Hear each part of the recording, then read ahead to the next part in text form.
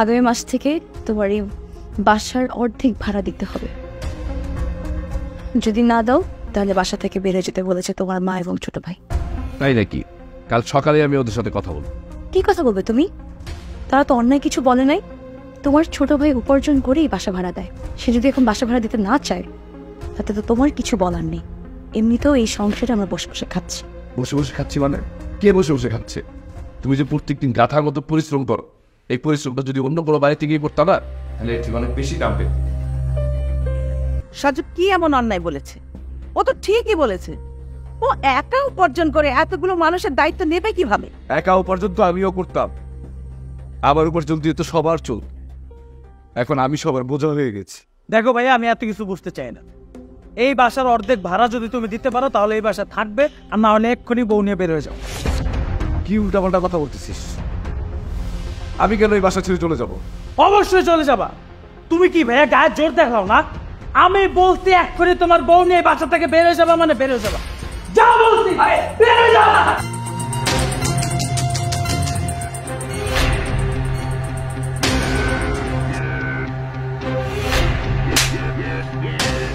অনেক সহ্য করেছি, আর না। বিয়াদব একটা সীমা আছে। বাবার মতো বড় ভাইকে এভাবে ধাক্কা মেরে ফেলে দেয়। এটা তোমার কেমন শিক্ষা, কেমন মানবতা? আজকে আমি তোমাকে মানবতা শিখিয়ে ছাড়বো। খবরদার আর একটা বারো যদি আমার ছেলের গায়ে হাত দাও না, খুব খারাপ হয়ে যাবে। আমি কিন্তু ছেলে কথা বলবো না। মা, সজীব আপনার ছেলে, সাব্বির আপনার ছেলে না? সাব্বিরের সাথে দিনের পর দিন অন্যায় আচরণ করে যাচ্ছেন। আপনি কি মা হয়ে এরকম অন্যায় আচরণ কিভাবে করতে পারেন? পঙ্গু ছেলের প্রতি এরকম অন্যায় কিভাবে করতে পারেন মা? আপনি কেমন? আমার মাথায় ধরে না।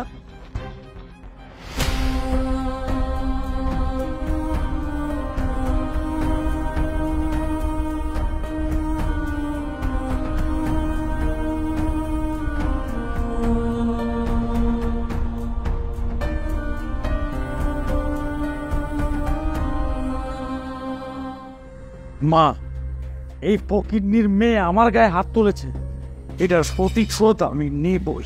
এই শোন,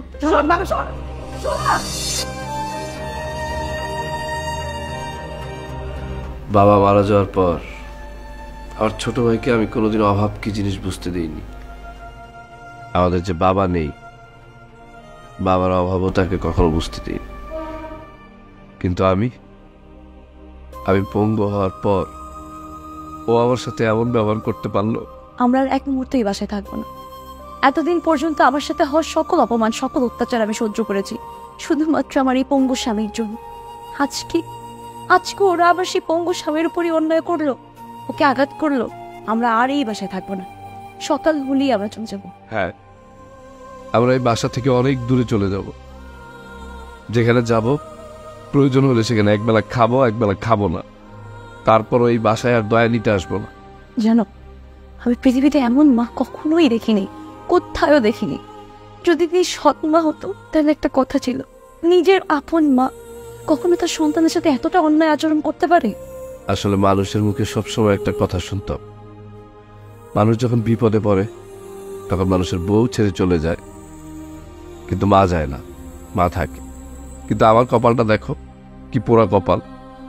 আমার বিপদের সময়, আমার কষ্টের সময়, আমার দুঃখের সময় আমার মা আমাকে আরো বেশি কষ্ট দিচ্ছে, আমার থেকে দূরে সরে চলে যাচ্ছে। আচ্ছা, তুমি বলতে পারো এটা কেমন মা?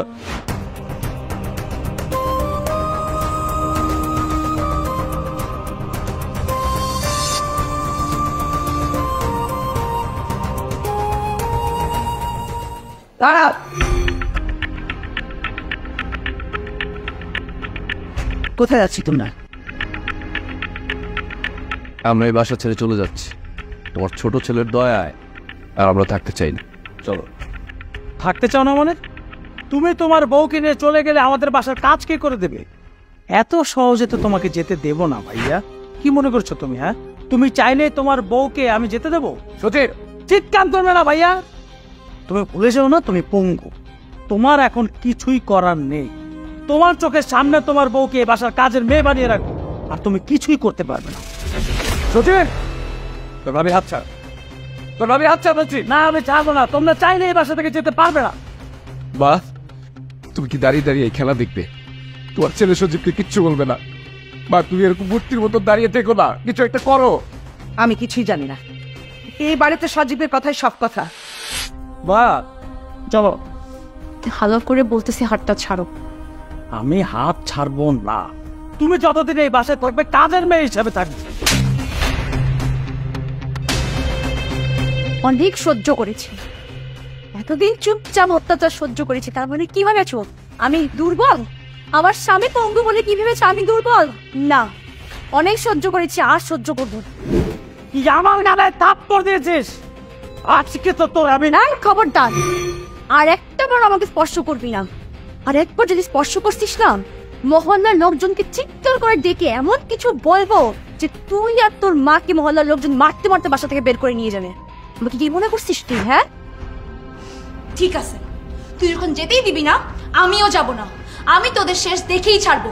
কি করবি তোরা আমার দেখবো আমি। চলো।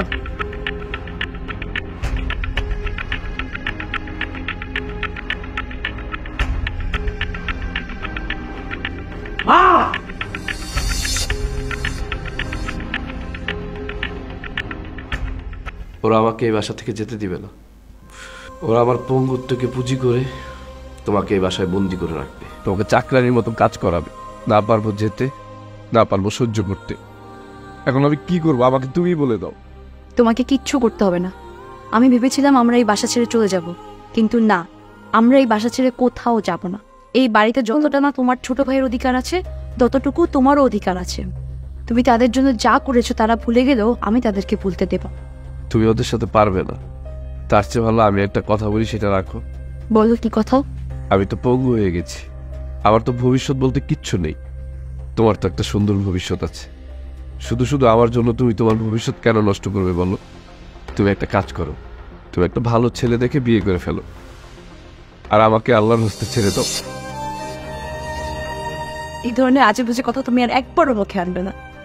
আমি তোমাকে ভালোবেসে বিয়ে করেছি, সারাটা জীবন তোমার পাশে থাকার জন্য। এই বিপদের সময় যদি আমি তোমাকে ছেড়ে চলে যাই, তাহলে আমি তোমার কিসের সহাধীন হইনি?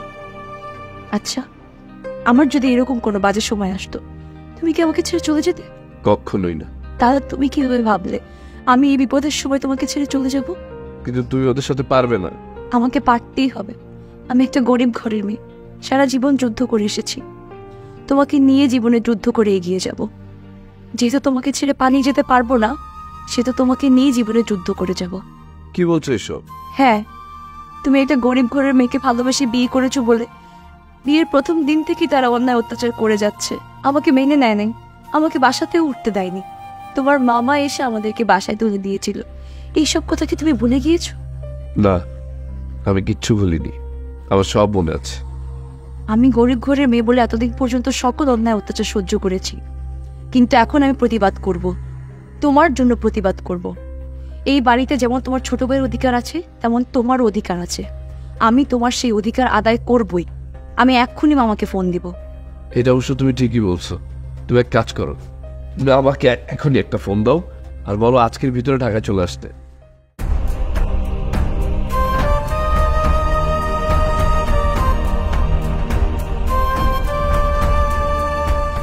আসসালামু আলাইকুম মামা।